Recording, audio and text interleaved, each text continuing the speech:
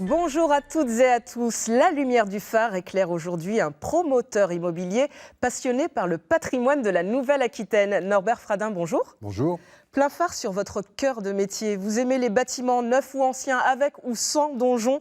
D'où vous vient cette passion pour la pierre ? Ah oui, très bonne question. Justement, elle remonte presque à la nuit de ma mémoire parce que j'ai toujours été intéressé par le patrimoine, mes parents me faisaient visiter souvent comme ça des monuments. Je me souviens d'une visite à Rome. J'avais 5 ans et je m'en souviens encore. Donc c'est peut-être ça qui a instillé cette envie. Passion, ce goût pour les bâtiments anciens. À quel moment vous avez eu la vocation, vous vous êtes dit je vais en faire mon métier ? C'est arrivé par hasard. C'est presque un accident de la vie puisque je n'étais pas du tout destiné à ça. J'ai fait des études de droit et donc, mais j'étais père assez jeune, puis j'étais père à 19 ans. Et pour accompagner mes études, je me suis mis à travailler. Et par hasard, je me suis mis à travailler dans une agence immobilière à l'époque.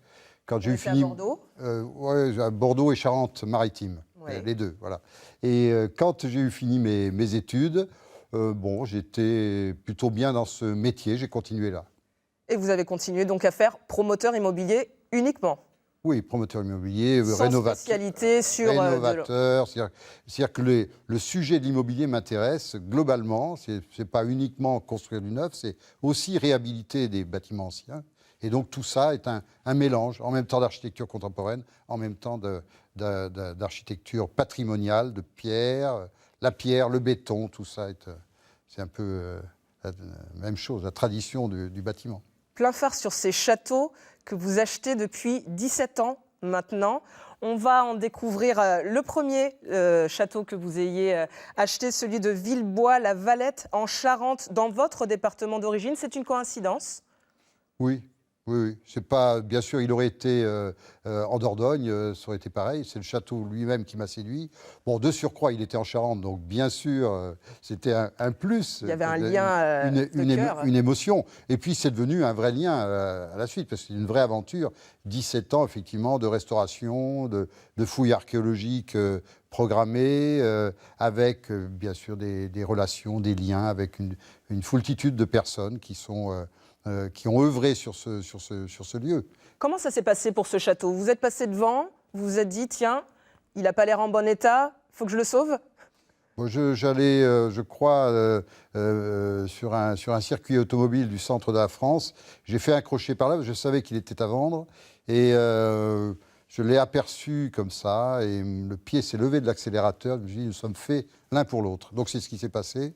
Et progressivement, nous sommes connus. Alors les lieux médiévaux, c'est quand même assez particulier. Vous voyez, pendant 10 ans pratiquement, il y a eu des fouilles archéologiques, puisque pour connaître la vie d'un monument du Moyen-Âge, il faut absolument fouiller.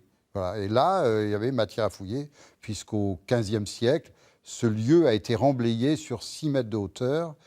C'était l'époque de l'avènement des canons pour des remparts construits à l'époque des arcs et des flèches, construits au XIIe siècle. Et donc, pour renforcer ces vieux remparts qui étaient tout d'un coup devenus obsolètes, au XVe siècle, on a ramené 5 à 6 mètres de terre à l'intérieur du site, ce qui fait qu'on a enterré énormément de choses que nous avons découvertes. Voilà. Vous avez participé à ces fouilles aussi, parce que j'imagine que vous ne vous contentez pas de signer des chèques.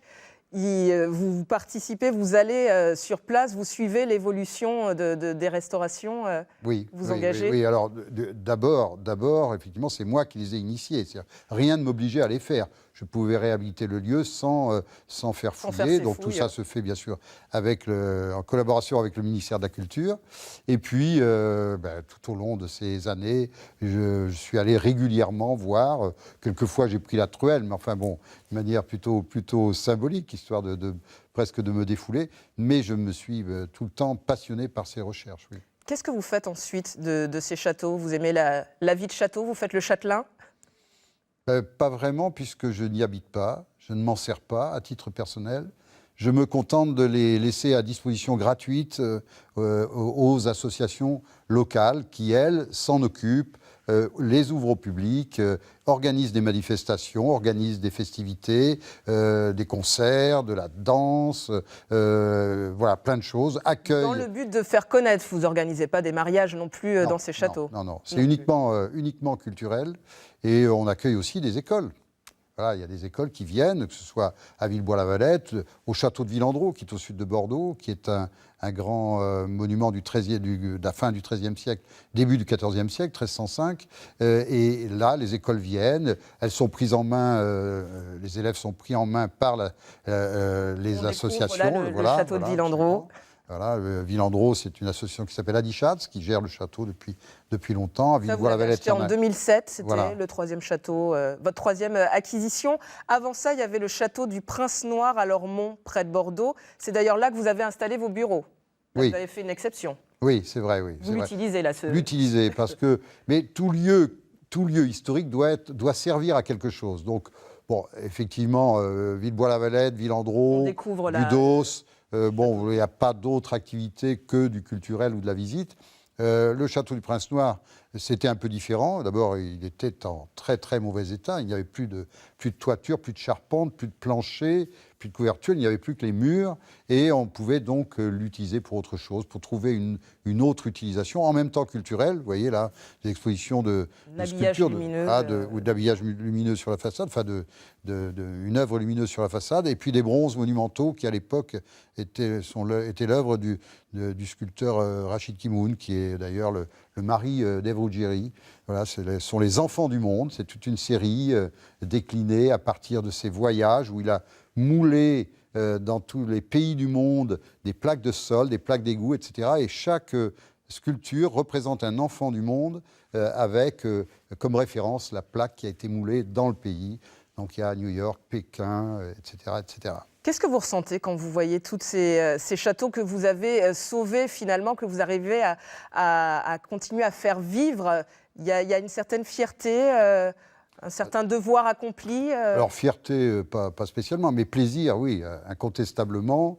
De toute façon, dans la vie, on ne fait pas les choses au bout. On ne va pas au bout des choses, si j'ose dire, si on n'a pas du plaisir. Bien sûr que j'ai du plaisir à m'occuper de ces lieux, j'ai du plaisir à les ouvrir au public, j'ai du plaisir à voir les personnes qui sont à l'intérieur du lieu et qui viennent visiter. J'ai du plaisir à discuter avec elles et à échanger sur ce que peut être justement leur vision de la défense du patrimoine, de la culture, etc. Vous vous sentez investi d'une mission tout de même? Non, je ne suis pas investi d'une mission. Non, je prends plaisir à faire les choses. On ne les oubliera pas grâce à vous. Oui, mais bien sûr, mais ils vivront bien après moi et bien après les personnes qui viendront après moi, etc. Je l'espère, sinon ce serait mauvais signe pour notre pays. Ce serait bon.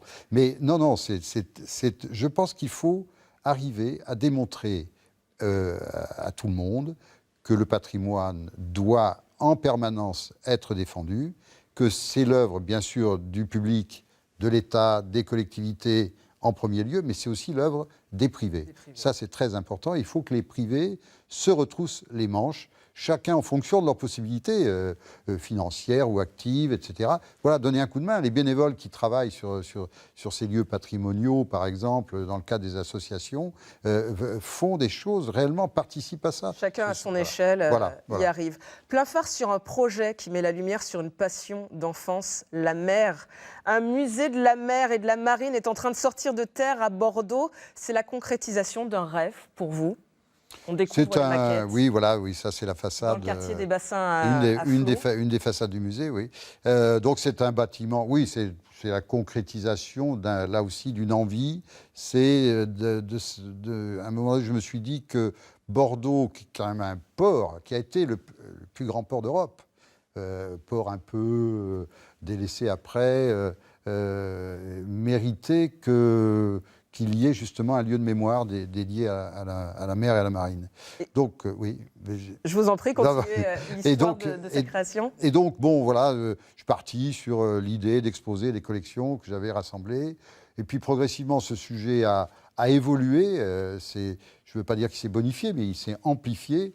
Et c'est un vrai lieu culturel dédié bien sûr à la marine, aux explorations, à toute la vie de l'humanité sur la mer depuis l'Antiquité jusqu'à nos jours, mais aussi dédié au milieu naturel, aux océans, parce qu'on ne peut pas parler de la marine sans parler du milieu naturel. Et ça, c'est très important. Une exposition déjà prévue alors que le musée est en train d'être construit. 41 tableaux de Claude Monet seront exposés. Comment vous avez réussi à organiser cela? C'est le fait des rencontres. Voilà, vous savez, c'est comme ça. Tout simplement, je déjeunais avec Patrick de Carolis, qui est le directeur du musée Marmottan. Et puis, nous cheminons sur le trottoir pour aller visiter justement le musée Marmottan. Et comme ça, donc je lui dis, voilà, pourquoi pas Monet à Bordeaux? Il me dit oui, pourquoi pas. Et donc nous avons avancé comme ça, avec également la conservatrice Marianne Mathieu. Et donc nous mettons sur pied cette magnifique exposition. C'est du jamais vu en province. En dehors de Paris, voilà, que d'avoir des tableaux. Il y aura des grands tableaux, des nymphéas de grandes dimensions, etc. Donc c'est un beau projet, bel événement. Plein phare sur un objet qui vous est cher et qui a un peu d'histoire, qui raconte un peu de votre histoire avec la mer. Quel est ce livre? Alors, 20 milieux sous les mers. 20 milieux sous les mers, c'est Jules Verne. Donc c'est toute la magie, aussi bien pour les enfants que pour les adultes d'ailleurs. Hein, voilà. Et ça, c'est un livre en plus qui a une petite histoire personnelle. Hein. C'est un livre que j'ai retrouvé lorsque j'étais enfant dans le grenier de mon arrière-grand-père. Vous voyez, donc une forme de symbole symbolique. Je ne sais pas si c'est ça qui a pu m'orienter vers le plaisir de l'eau et de la mer, mais en tout cas, il est septoctonique. Et nous aurons d'ailleurs une exposition, enfin un thème consacré à Jules Verne dans le musée de la mer et de la marine. Merci beaucoup Norbert Fradin d'avoir mis votre patrimoine en plein phare. Merci à vous de nous avoir suivis et à bientôt.